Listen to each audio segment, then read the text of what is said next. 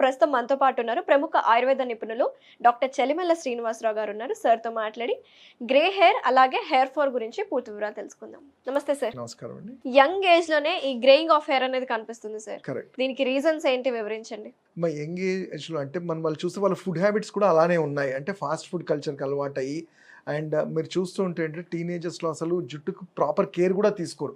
అంటే two things ఉన్నాయి. Proper care అంటే సింపుల్గా రోజు అంటే వారంలో మామూలు కొబ్బరి నూనె లాంటిది పెట్టుకోవడం అనేది కూడా చెయ్యరు. ఐదర్ ఎక్స్ట్రీమ్స్ ఏంటంటే చాలా మార్కెట్లో అంటే వేరే వేరే ఫారెన్ కంట్రీస్ నుంచి వచ్చిన షాంపూస్ కానీ ఆయిల్స్ కానీ అలాంటివి యూజ్ చేస్తుంటారు. అంటే రెండు ఎక్స్ట్రీమ్స్. మన వెదర్కి మనకు కావాల్సింది అప్లై చేసుకుంటే అంటే హెయిర్కి పోషణ జరగాలి. అంటే గ్రే హెయిర్ అనేది రీజన్ ఏంటంటే ఒకటి న్యూట్రిషనల్ డిఫిషియన్సీ వల్ల ఉంటుంది. ఆయుర్వేదంలో చెప్పాలి అంటే మేము పైత్య డిజార్డర్స్ అంటాం. అంటే మన బాడీలో పైత్య రసం ఎక్కువ అయినప్పుడు కలరింగ్ ఏజెంట్స్ని తగ్గించేస్తుంటుంది. అంటే మన హెయిర్కి కావాల్సిన మెలనోసైట్స్ అనేవి అబ్జర్ప్షన్ తగ్గిపోయి వాటికి ఆ పిగ్మెంట్స్ అనేవి రీచ్ అవ్వవు. ఇవి పోషకాహారాలు లోపం ఉన్నప్పుడు జనరల్గా జరుగుతూ ఉంటాయి. ఇంకోటి ఏంటంటే పొల్యూషన్ వల్ల కూడా అవుతుంటుంది. అండ్ మూడోది నేను చెప్పి టీనేజర్స్ ఏంటంటే ప్రాపర్ కేర్ అనేది ఉండదు. సో ప్రాపర్ కేర్ అనేది సింపుల్గా ఏమంటాము, మంచిగా ఆయిల్ అప్లై చేసేసి నెక్స్ట్ డే మార్నింగ్ దాన్ని వాష్ చేయమంటాం. కానీ ఆయిల్ పెట్టడం అనేది కూడా వాళ్ళు చాలా తక్కువ చేసేసారు. సో వీటన్నిటి కారణాలు. అండ్ ఇంకోటి అంటే జెనెటిక్ ఫ్యాక్టర్ కూడా అది కూడా ఒక రీజను. అండ్ పెద్దవాళ్ళు అంటే 25-30 గ్రూప్ వాళ్ళల్లో చూస్తుంటే ఈ స్మోకింగ్ కానివ్వండి, ఎక్కువ నాన్ వెజ్ ఐటమ్స్, ఎక్కువ విరుద్ధ ఆహారం అంటాం. అంటే బాడీకి పడని ఫుడ్, ఫాస్ట్ ఫుడ్ ఇలాంటివి తీసుకోవడం వల్ల కూడా హెయిర్ అనేది గ్రేగా టర్న్ అవుతుంది.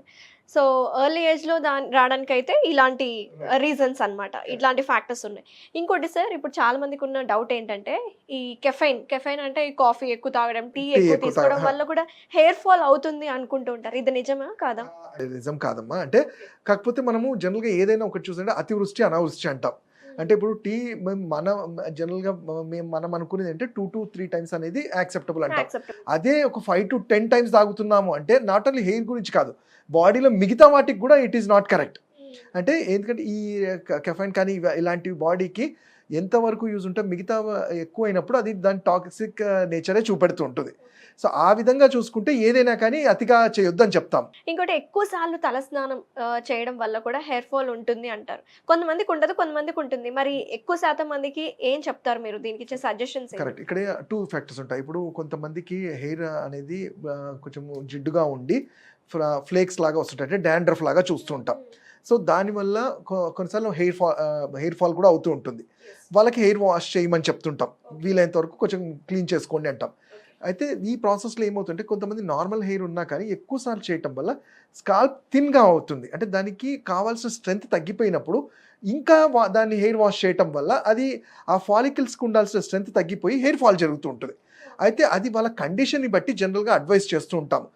కానీ జనరల్ థింగ్స్ చెప్పాలంటే నార్మల్ హెయిర్ ఉన్న వాళ్ళు, అంటే హెయిర్ ఫాల్ అట్లా లేని వాళ్ళు ఎక్కువసార్లు హెయిర్ వాష్ చేయాల్సిన అవసరం లేదు. వీక్లీ 2 times అనేది చాలా suggestible. Hair care, special hair care for teenagers అయినా ఎవరికైనా ఈ సమ్మర్ సీజన్ లో తీసుకోవాల్సిన హెయిర్ కేర్ ఎలా ఉండాలి? బేసిక్ ఏంటంటే సమ్మర్ సీజన్ అని కాకుండా ఎప్పుడైనా కానీ వాటర్ అనేది మన బాడీకి అట్లీస్ట్ 3 liters ఆఫ్ లిక్విడ్స్ అనేది మన బాడీకి రీచ్ అవ్వాలి. అలానే బాడీకి కావాల్సిన ఫుడ్స్ అంటే న్యూట్రియంట్స్ ఉండేవి అనేది ఫ్రూట్స్ నుంచి వస్తుంటాయి. ఈ ఫ్రూట్స్ అనేది ఏంటంటే కంప్లీట్ అన్ని ధాతువుల్ని ఇంక్రీజ్ చేస్తుంది, అంటే నార్మలైజ్ చేస్తుంది.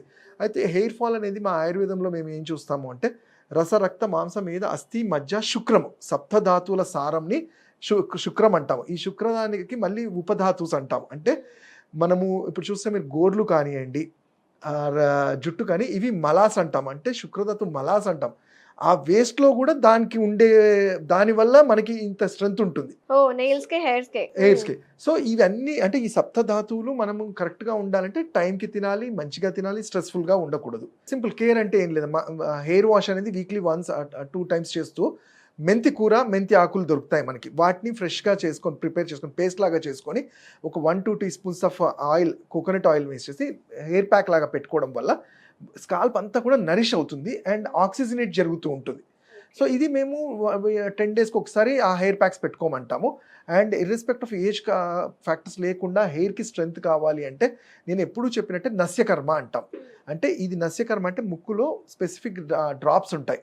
అనుతైలం అని కానివ్వండి, షడ్బిందు తైలం అని కానీ, ఇవి వేయటం వల్ల ఈ స్కాల్ప్కి ఆక్సిజనేషన్ పెరుగుతుంది. ఓకే. సో ఫర్దర్గా హెయిర్ ఫాల్ అనేది కూడా తగ్గుతుంది. వెరీ నైస్ డాక్టర్ గారు. థ్యాంక్ యూ సో మచ్ అండి. చాలా డీటెయిల్గా ఎక్స్ప్లెయిన్ చేశారు.